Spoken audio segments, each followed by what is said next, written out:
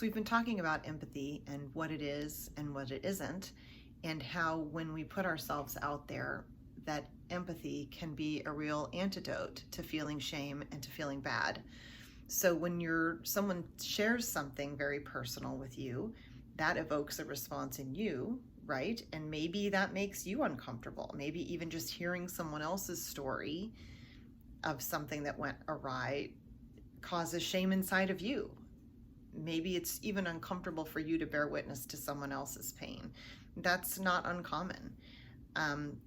It's important for us to explore the way we relate to other people's stories that are hard for us, because that ultimately leads back to how we feel then when we don't want to share because we don't want to look like we thought that person must have felt. Like it's just this cycle of getting nowhere, right? But in order to feel really connected and have an intimate connection with people and build relationship and trust, empathy is an essential tool to be able to have relationships that are healthy and functioning and growing.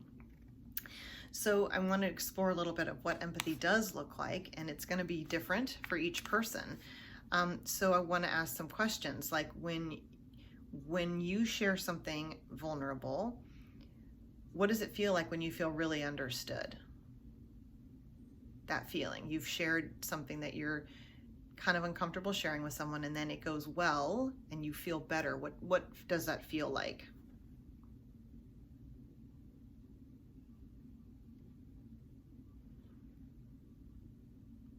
And if you do that and you feel like you've exposed yourself and nobody gives you the understanding that you're seeking, what does that feel like?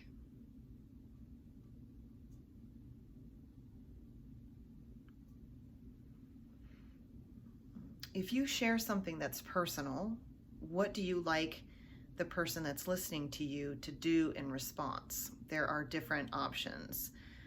Do you want them to look away so you don't feel self-conscious? Do you want them to just listen, stay quiet?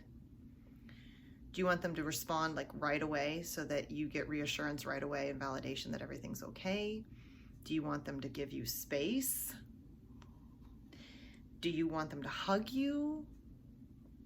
Do you want them to make eye contact?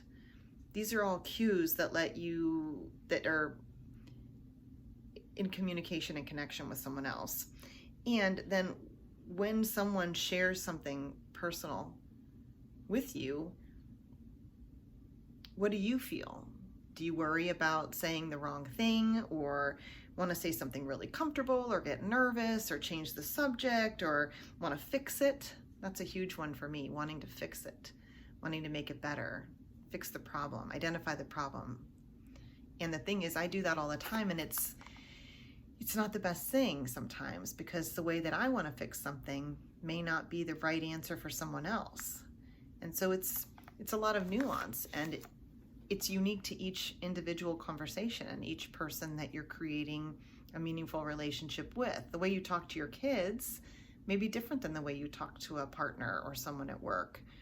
But it's important to know sort of in advance what you're seeking, what you're needing, and how to elicit that response, and how to share with the right people, the people that are going to give you that response that you need.